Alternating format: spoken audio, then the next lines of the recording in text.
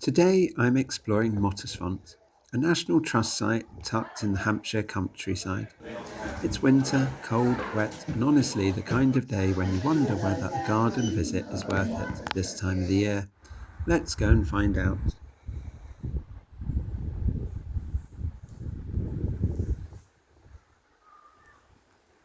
As you walk in, one of the first things you notice is the water. A tributary of the River Test flows right through the gardens. Mottisfont's grounds open at 10 a.m, but as the house didn't open until 11, we decided to wander through the gardens. The winter garden surprised me. Even in the cold, colour pops out everywhere. Bright stems, textured plants, and loads of bulbs were already pushing through, especially snowdrops. The design of the garden curves around the stream and feels really peaceful.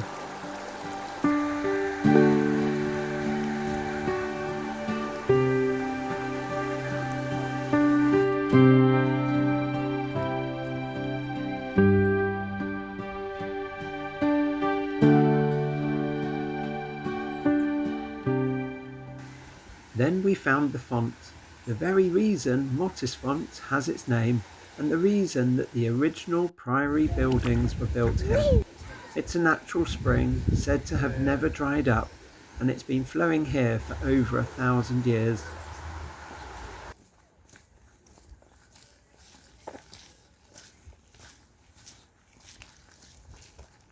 Next we headed to the walled garden. Of course, in winter most of it is still resting. In summer, this area is famous for its old-fashioned roses, but today it was all about spotting those first hints of new life.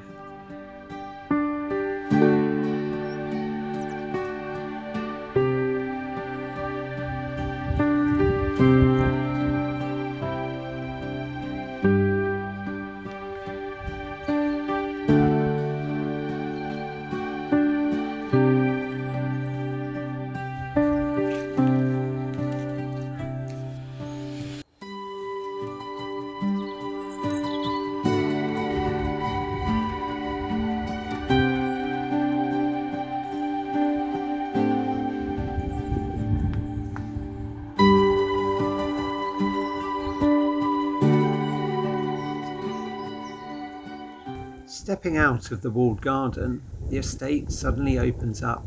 It feels huge out here. Fields, trees, long views.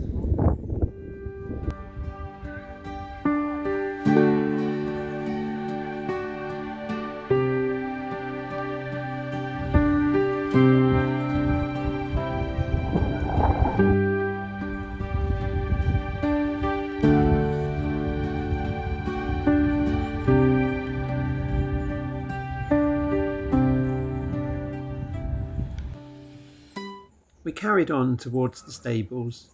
Because it was half term, there were loads of family activities happening in this area.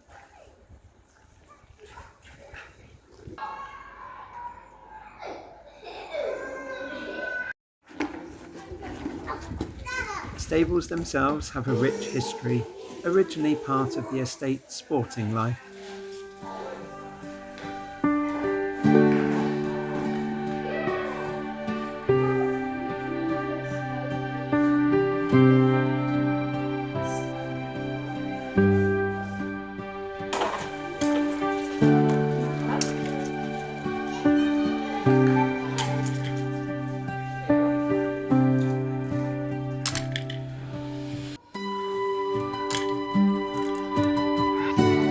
After having lunch in the stable area, we made our way into the house.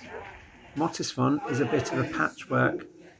Originally an Augustinian priory founded in 1201, later converted into a country home.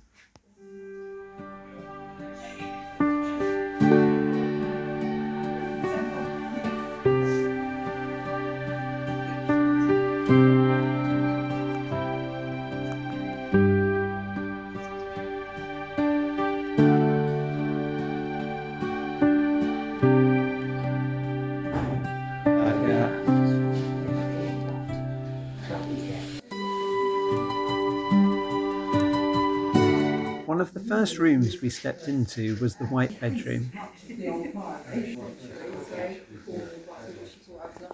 Here you can actually see where the old priory walls peek through the house, a reminder that this mansion was literally built around the medieval church.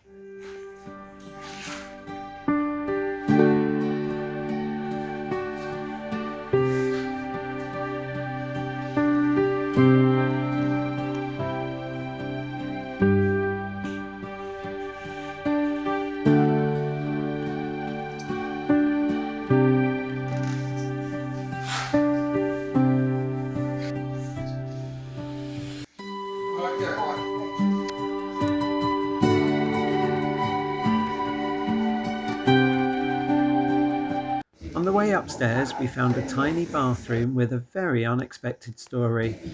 Apparently, one of the previous owners kept a pet crocodile, bought at Harrods of all places.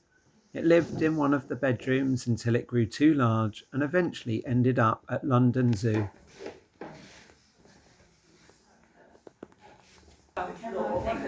We then ventured upstairs. Here there is an art gallery, and throughout the year the exhibition changes. This gives the house a very creative feel, very in keeping with previous owner Maud Russell, who invited many artists here in the 20th century. Back downstairs we visited one of my favourite parts, the Whistler room. Rex Whistler was commissioned to paint these incredible trompe murals. Everything looks like carved stone, columns, ledges, Gothic archways, but it's all paint. The room feels playful and atmospheric at the same time.